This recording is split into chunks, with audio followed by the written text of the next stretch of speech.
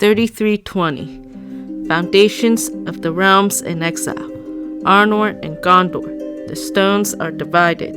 Sauron returns to Mordor. So the end of the Second Age draws on in a major catastrophe, but it is not yet quite concluded. From the cataclysm, there are survivors. The last leaders of the faithful, Elendil and his sons, escaped from the downfall with 9 ships, bearing a seedling of Nimloth and the 7 seeing stones, gifts of the Eldar to their house. And they were born on the wind of a great storm and cast upon the shores of Middle-earth. Et Earello and Dorena Tulien, Sinome Mervan ar Hildinyar ten Ambarmeta. And those were the words that Elendil spoke when he came up out of the sea on the wings of the wind. Out of the great sea to Middle-earth I am come, in this place will I abide, and my heirs unto the ending of the world. The Númenorian kings in exile. Elendil of Numenor, High King of Gondor and Arnor. Born 3119 of the Second Age, died 3441 of the Second Age at age 322. Ruled 3320 to 3441 of the Second Age for 121 years. In that time, those of the Númenorians who were saved from destruction fled eastward, as is told in the Akalabeth. The chief of these were Elendil the Tall and his sons Isildur and Anarion. Kinsmen of the king they were, descendants of Elros, but they had been unwilling to listen to Sauron, and had refused to make war on the lords of the west. Manning their ships with all who remained faithful, they forsook the land of Numenor, and ruin came upon it. They were mighty men, and their ships were strong and tall, but the tempest overtook them, and they were borne aloft on hills of water, even to the clouds, and they descended upon Middle-earth like birds of the storm. Elendil was cast up by the waves in the land of Lindon, and he was befriended by Gil-galad. Thence he passed up the river Lune, and beyond arid Luin he established his realm, and his people dwelt in many places in Eriador about the courses of the Lune and the barren Duin, but his chief city was at Annúminas, beside the water of Lake Nanuil.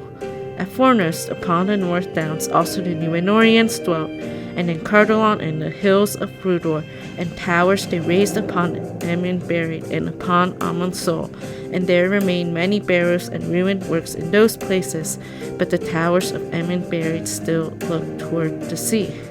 Isildur and Anarion were borne away southwards, and at the last they brought their ships up the great river Anduin, that flows out of Rovanion into the western sea in the bay of Belfalas, and they established a realm in those lands that were after called Gondor, whereas the northern kingdom was named Arnor. Long before, in the days of their power, the mariners of Numenor had established a haven in strong places about the mouths of Anduin, in despite of Sauron in the black land that lay nigh upon the east. In the later days to this haven came only the faithful of Numenor, and many therefore of the folk of the coastlands in that region were in whole or in part akin to the Elfriends and the people of Elendil, and they welcomed his sons. The chief city of this southern realm was Osgiliath, through the midst of which the great river flowed, and the Númenorians built there a great bridge, upon which there were towers and houses of stone, wonderful to behold, and tall ships came up out of the sea to the quays of the city.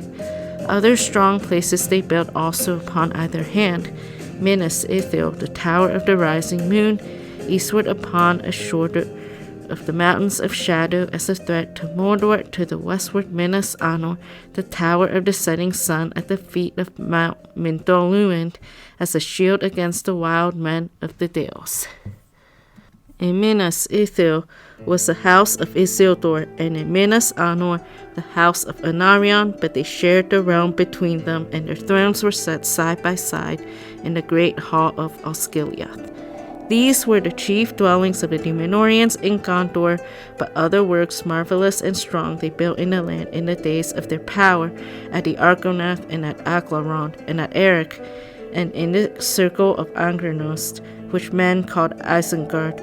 They made the pinnacle of Orthanc of unbreakable stone. Many treasures and great heirlooms of virtue and wonder the exiles had brought from Numenor, and of these the most renowned were the 7 stones and the white tree.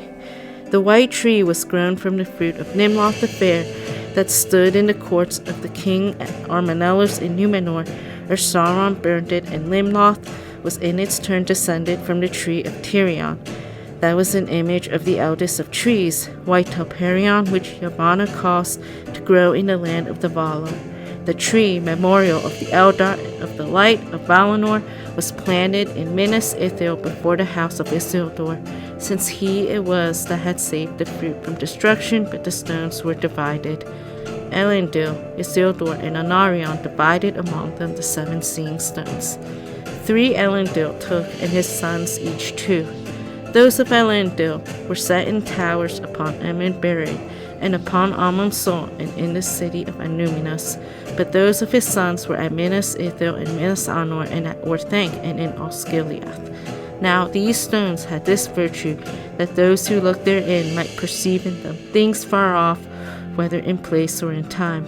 For the most part, they revealed only things near to another kindred stone, for the stones each called to each, but those who possessed great strength of will and of mind might learn to direct their gaze whither they would.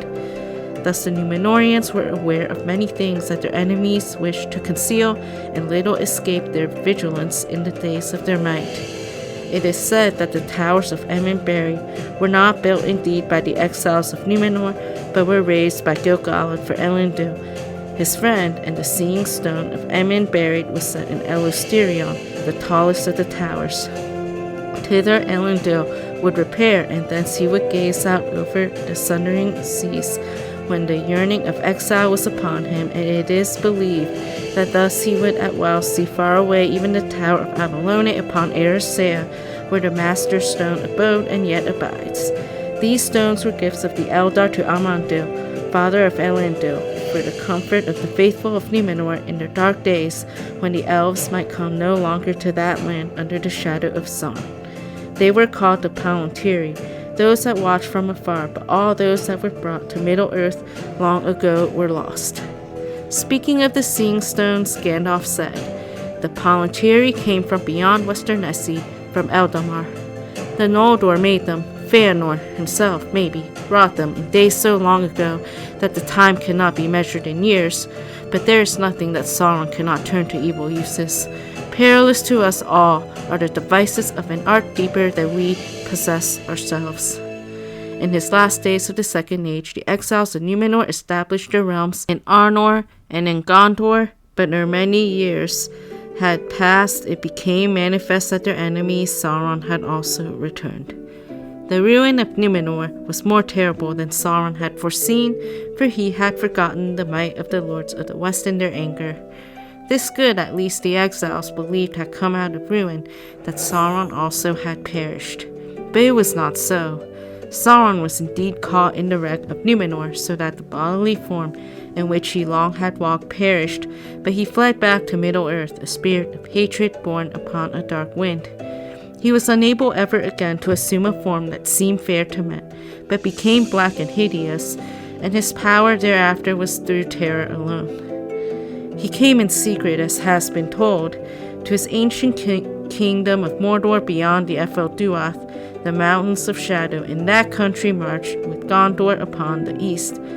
There, above the valley of Golgoroth, was built his fortress, vast and strong, Barad-dûr, the dark tower, and there was a fiery mountain in that land that the elves named Orodruin. Indeed, for that reason, Sauron had set there his dwelling long before, for he used the fire that dwelt there from the heart of the earth in his sorceries and in his forging, and in the midst of the land of Mordor he had fashioned a ruling ring.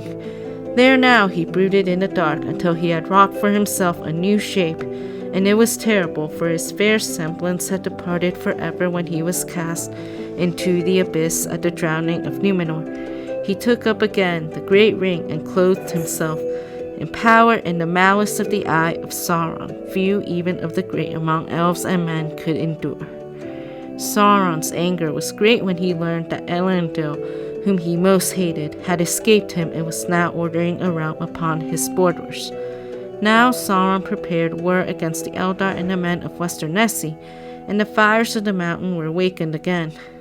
Wherefore, seeing the smoke of Orodruin from afar, and perceiving that Sauron had returned, the Númenorians named that mountain the new Amaroth, which is Mount Doom. And Sauron gathered to him great strength of his servants out of the east and the south, and among them were not a few of the high race of Numenor. For in the days of the sojourn of Sauron in that land, the hearts of well nigh all its people had been turned towards darkness. Therefore many of those who sailed east in that time and made fortresses and dwellings upon the coast were already bent to his will, and they served him still gladly in Middle-earth. But because of the power of Gil-galad, these renegades, lords both mighty and evil, for the most part took up their abodes in the southlands far away. Yet too there were Hermor and Foinor, who rose to power among the Haradrim, a great and cruel people that dwelt in the wide lands south of Mordor beyond the mouths of Anduin. 34:29. Sauron attacks Gondor, takes Minas Ithil, and burns the White Tree. Isildur escapes down Anduin and goes to Elendil in the north. Anarion defends Minas Anor and Osgiliath. When therefore Sauron saw his time, he came with great force against the new realm of Gondor, and he took Minas Ithil, and he destroyed the White Tree of Isildur that grew there. But Isildur escaped, and taking with him a seedling of the tree, he went with his wife and his sons by ship down the river, and they sailed from the mouths of Anduin seeking Elendil. Meanwhile Anarion held Osgiliath against the enemy, and for that time drove him back to the mountains, but Sauron gathered his strength again, and Anarion knew that unless help should come, his kingdom would not long stand. As Gandalf will later tell Frodo, the strength of the elves to resist him was greater long ago, and not all men were strange from them. The men of Western Essie came to their aid. That is a chapter of ancient history, which it might be good to recall, for there was sorrow then too, in gathering dark but great valor, and great deeds that were not wholly vain. 34:30. The last alliance of elves and men is formed. Now Elendil and Gil-galad took counsel together, for they perceived that Sauron would grow too strong and would overcome all his enemies one by one, if they did not unite against him. Therefore they made that league which is called the Last Alliance. During the hobbits' journey towards Rivendell, Strider alludes briefly to Elendil, Gil-galad, and their alliance, with reference to Weathertop, the highest and most southerly of the weather hills of northern Eriador overlooking the Dwarven-made Great East Road. In the first days of the North Kingdom, they built a great watchtower on Weathertop, Amon's Soul, they called it.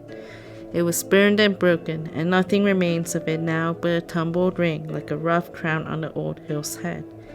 Yet once it was tall and fair. It is told that Elendil stood there, watching for the coming of Gil-galad out of the west in the days of the Last Alliance. 34:31. Gil-galad and Elendil march east to Imladris. Gil-galad and Elendil march east into Middle-earth, gathering a great host of elves and men, and they halted for a while at Imladris. It is said that the host that was there assembled was fair and more splendid in arms than any that has since been seen in Middle-earth, and none greater has been mustered since the host of the Valar went against Thangorodrim. Years later, during the Council of Elrond, the Master of Rivendell will recall that muster. Then Elendil the Tall and his mighty sons, Isildur and Anarion, became great lords. In the North Realm, they made in Arnor, in the South Realm, in Gondor above the mouths of Anduin.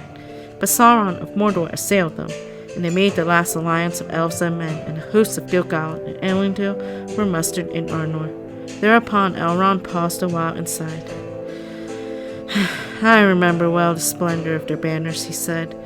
It recalled to me the glory of the elder days and the hosts of Beleriand. So many great princes and captains were assembled, and yet not so many nor so fair as when Thangorodrim was broken, and the elves deemed that evil was ended forever, and it was not so. 34:34. The host of the Alliance crosses the Misty Mountains. Battle of Daglarad and defeat of Sauron. Siege of Barad-dûr begins. Sauron readied himself for an onslaught. One of the outcomes of Sauron's preparations for war was the disappearance from Middle-earth of the Entwives, mates to the Ents, shepherds of the trees, who in the Third Age would play a significant role in the taking of Isengard. In a letter from 1954, JRR Tolkien wrote, "I think that in fact the Endwives had disappeared for good, being destroyed with their gardens in the War of the Last Alliance, Second Age, 3429 to 3441, when Sauron pursued a scorched earth policy and burned their land against the advance of the Allies down the Anduin. Some, of course, may have fled east, or even have become enslaved.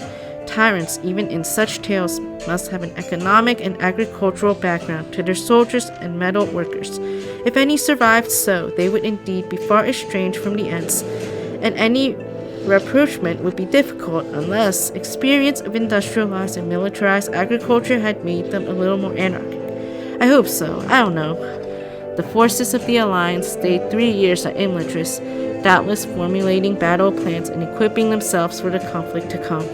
From Imladris, they crossed the Misty Mountains by many passes and marched down the river Anduin, and so came at last upon the hosts of Sauron on Daglarad, the battle plain which lies before the gate of the Black Land. The Battle of Daglarad was fought on a vast, dusty, featureless plain and was to be the greatest conflict of the Second Age, involving forces representing most of the races of Middle-earth. All living things were divided in that day, and some of every kind, even of beasts and birds, were found in either hosts, save the elves only. They alone were undivided and followed Gil-galad. Of the dwarves, few fought upon either side, but the kindred of Durin of Moria fought against Sauron.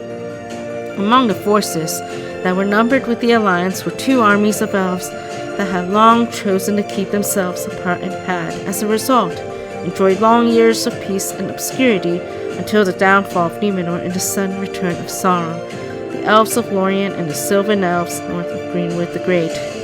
The Sylvan elves' realm is said to have extended into the woods surrounding the lonely mountain and growing along the west shores of the Long Lake before the coming of the dwarves exiled from Moria and the invasion of the dragon. The elvish folk of this realm had migrated from the south, being the kin and neighbors of the elves of Lorien, but they had dwelt in Greenwood the Great east of Anduin.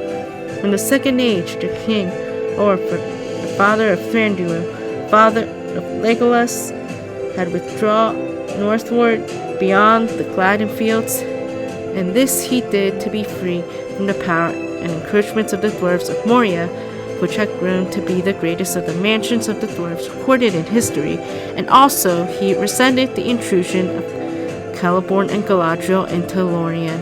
But as yet there was little to fear between the Greenwood and the mountains, and there was constant intercourse between his people and their kin across the river until the War of the Last Alliance.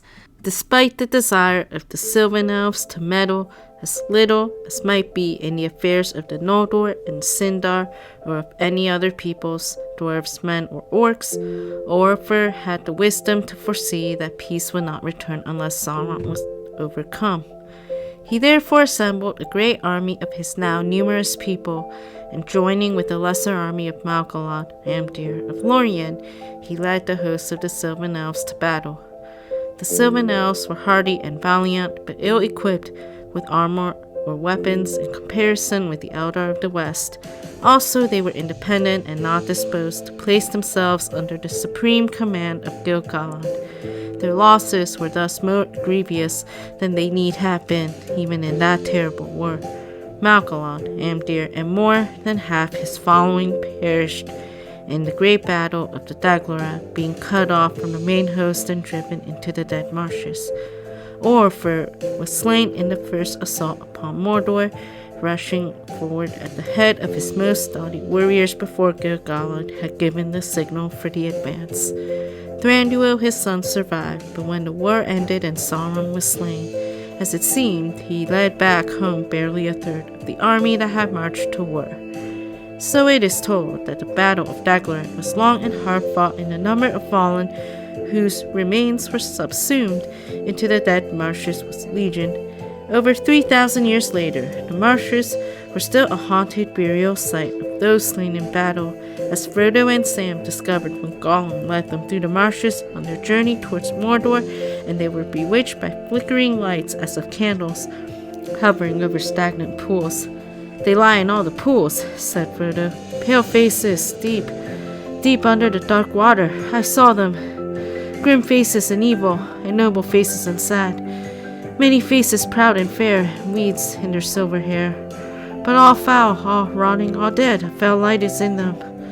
To which Gollum responded, Yes, yes, it is a great battle. Tall men with long swords and terrible elves and orcs is shrieking. They fought on the plain for days and months at the black gates. But the marshes have grown since then, swallowed up the graves, always creeping. Although the Battle of Dagorad was long-raging at the cost of many fatalities, the Alliance triumphed at the last. The host of Gil-galad and Elendil had the victory, for the might of the elves was still great in those days, and the Númenorians were strong and tall, and terrible in their wrath. Against Aeglos, the spear of Gil-galad, none could stand, and the sword of Elendil filled orcs and men with fear, for it shone with the light of the sun and of the moon, and it was named Narsil. Later, Elrond would recollect, I was the herald of Gil-galad and marched with his host. I was at the Battle of Dagorad before the Black Gate of Mordor, where we had the mastery. For the spear of Gil-galad and the sword of Elendil, Aeglos and Narsil none could withstand. With the battle won, the Alliance entered the plateau of Gorgoroth, encircled by the mountain walls of Lithui and Nefelduath, which intend to bring final defeat to Sauron by laying siege to his mighty fortress tower of Barad-dûr. Then Gil-galad and Elendil passed into Mordor and encompassed the stronghold of Sauron, and they laid siege to it for 7 years, and suffered grievous loss by fire and by the darts and bolts of the enemy, and Sauron sent many sorties against them. 3440. Anarion slain. There in the valley of Gorgoroth, Anarion, son of Elendil, was slain, and many others. Elsewhere it is recorded, the crown of Gondor in later times was derived from the form of a Númenorian war helm. In the beginning it was indeed a plain helm, and it is said to have been the one that Isildur wore in the Battle of Dagorad, for the helm of Anarion was crushed by the stone cast from Barad-dûr that slew him. 3441. Sauron overthrown by Elendil and Gil-galad, who perish. Isildur takes the One Ring. Sauron passes away, and ring wraiths go into the shadows. The Second Age ends. But at the last, the siege was so strait that Sauron himself came forth, and he wrestled with Gil-galad and Elendil, and they both were slain, and the sword of Elendil broke under him as he fell. The fall of Gil-galad and the Elven King would long be remembered in legend and rhyme. Gil-galad was an Elven King. Of him the harpers sadly sing, the last whose realm was fair and free, between the mountains and the sea. His sword was long, his lance was keen, his shining helm afar was seen. The countless stars of heaven's field were mirrored in his silver shield. But long ago he rode away, and where he dwelleth none can say, for into darkness fell his star, in Mordor where the shadows are. Many of the elves, and many of the Númenorians and men who were their allies, have perished in the battle and the siege, and Elendil the Tall and Gil-galad the High King were no more. Never again was such a host assembled, nor was there any such league of elves and men, for after Elendil's day the two kindreds became estranged. The loss of both Gil-galad and Elendil in their struggle with Sauron on the slopes of Ord-Druin was a tragic blow to the armies of the Alliance, but for their enemy his triumph was short-lived. But Sauron also was thrown down, and with the hilt shard of Narsil, Isildur cut the ruling ring from the hand of Sauron and took it for his own. Then Sauron was for that time vanquished, and he forsook his body, and his spirit fled far away and hid in waste places, and he took no visible shape again for many long years. As is told in Fellowship of the Ring, long after the battle that saw not just the fall of Sauron, but also that of Gil-galad and Elendil, Elrond half-Elven would speak of those days at the council at Rivendell. Fruitless did I call the victory of the last alliance. Not wholly so, yet it did not achieve its end. Sauron was diminished but not destroyed. Its ring was lost, but not unmade. The dark tower was broken, but its foundations were not removed, for they were made with the power of the ring, and while it remains, they will endure. Many elves and many mighty men, and many of their friends, had perished in the war. Anarion was slain, and Isildur was slain. Gil-galad and Elendil were no more. Never again shall there be any such league of elves and men, for men multiply and the firstborn decrease, and the two kindreds are estranged. And ever since that day, the race of Númenor has decayed, and the span of their years has lessened. Epilogue. The Númenorian kings in exile. Isildur, High King of Gondor and Arnor, born 3209 of the Second Age, died 2 of the Third Age at age 234.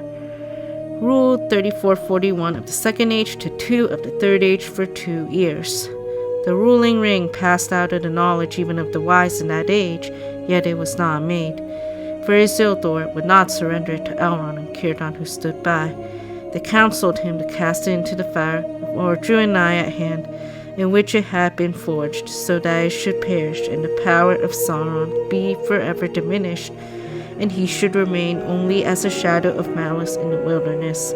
But Isildur refused this counsel, saying, "This I will have as wereglode for my father's death and my brother's. Was it not I that dealt the enemy his death blow?" And the ring that he held seemed to him exceedingly fair to look on, and he would not suffer it to be destroyed. Taking it, therefore, he returned at first to Minas Anor, and there planted the white tree in memory of his brother Anarion.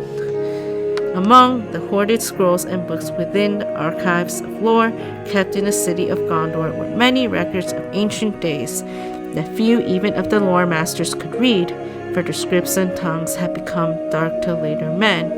Among these documents in Minas Tirith lay a scroll concerning the One Ring, made by Isildur following the war in Mordor and prior to his going north.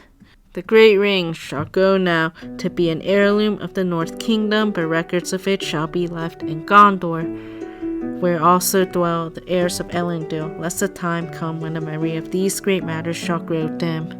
And after these words Isildur described the ring, such as he found it. It was hot when I first took it, hot as a clay, and my hand was scorched, so that I doubt if ever again I shall be free of the pain of it. Yet even as I write it is cooled, and it seemeth to shrink, though it loseth neither its beauty nor its shape. Already the writing upon it, which at first was as clear as red flame, fadeth, and is now only barely to be read.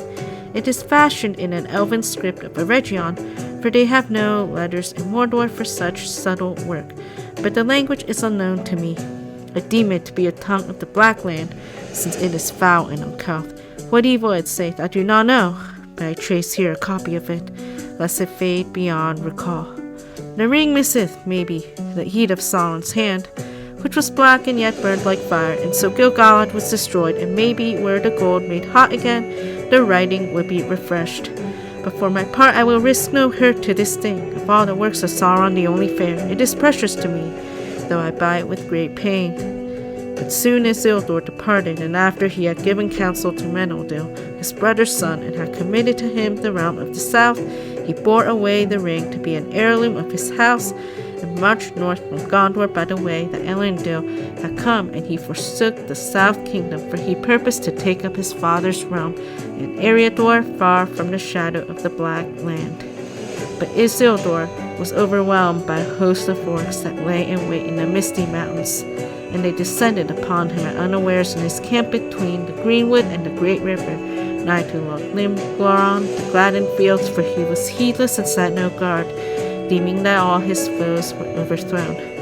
There well nigh all his people were slain, and among them were his 3 elder sons, Elendil, Araton, and Cirion, but his wife and his youngest son, Maelendil, he had left in Imladris when he went to the war. Isildur himself escaped by means of the ring, for when he wore it he was invisible to all eyes, but the orcs hunted him by scent and slot until he came to the river and plunged in. There the ring betrayed him, and avenged its maker, for it slipped from his finger as he swam, and it was lost in the water. Then the orcs saw him as he labored in the stream, and they shot him with many arrows, and that was his end.